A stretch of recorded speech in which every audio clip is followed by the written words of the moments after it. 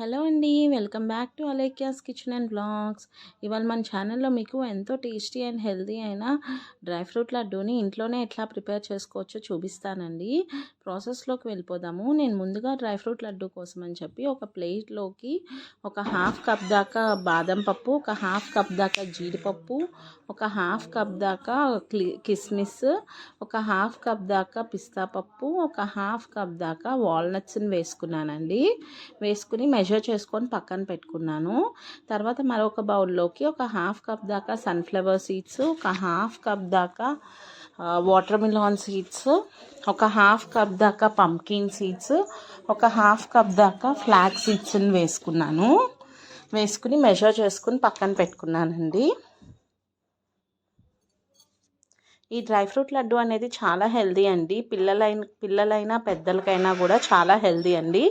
రోజుకి ఒక dry fruit laddu తింటే మనకి హెల్త్ బెనిఫిట్స్ అనేవి చాలా ఉంటాయండి. తర్వాత నేను ఇక్కడ ఒక 600 గ్రామ్స్ దాకా ఖర్జూరంని కూడా తీసుకున్నాను. తర్వాత ఒక మిక్సీ జార్ తీసుకుని ఆ మిక్సీ జార్లోకి మనం ముందుగా మెజర్ చేసి పెట్టుకున్న డ్రై ఫ్రూట్స్ అన్నిటినీ కూడా వేసుకోవాలండి. వేసుకుని ఒక 2-3 పల్సెస్ గ్రైండ్ చేసుకోవాలి. అంటే మరీ మెత్తగా గ్రైండ్ చేసుకోకూడదు.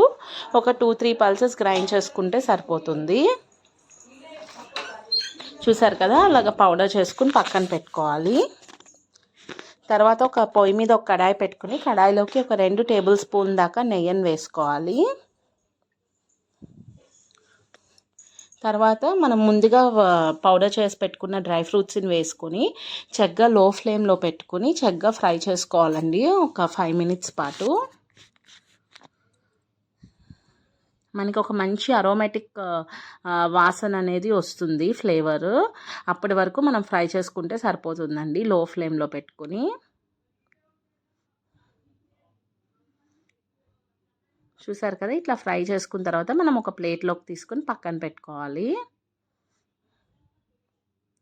తర్వాత అదే కడాయిలోకి ఒక 2 టేబుల్ స్పూన్ దాకా నెయ్యిని వేసుకోవాలి.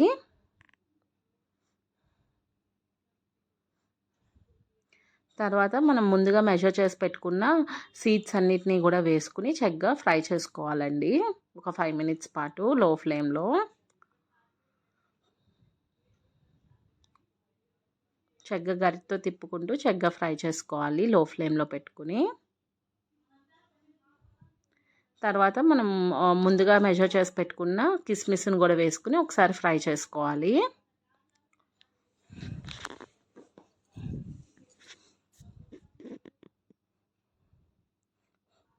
చక్కగా మనకి ఫ్రై అయిపోయాక వీటిని ఒక బౌల్లోకి తీసుకుని పక్కన పెట్టుకోవాలి.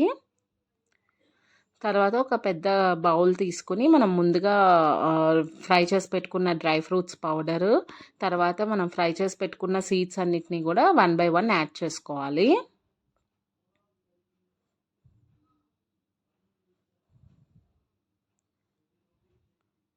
చూసారు కదా, ఇట్లా చక్కగా 1 by 1 యాడ్ చేసుకోవాలండి.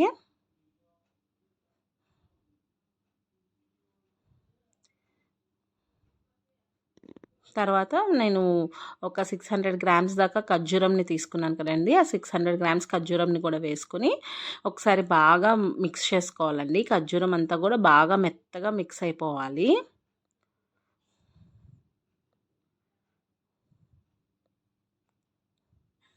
మీకు ఖర్జూరం కొంచెం గట్టిగా ఉన్నట్టు అనిపిస్తే ఒకసారి మిక్సీ జార్లో ఒకసారి తిప్పుకొని యాడ్ చేసుకుంటే మీకు ఈజీగా మిక్స్ అయిపోతుందండి. చూసారు కదా, మనకి ఇట్లా మిక్స్ చేసేసుకున్న తర్వాత చేతికి చక్కగా కొద్దిగా నెయ్యిని రాసుకుని మనం ఇట్లా లడ్డూల్లాగా చేసుకోవడమేనండి. మీకు ఏ సైజులో కావాలంటే ఆ సైజులో చక్కగా ఇలా లడ్డూల కింద చేసుకోవడమే. దీంట్లో మనం ఎటువంటి షుగర్ కానీ బెల్లం కానీ ఏమీ యాడ్ చేయమండి. ఓన్లీ మనకి ఆ ఖర్జూరంతోనే మనకి ఆ స్వీట్నెస్ అనేది వస్తుంది.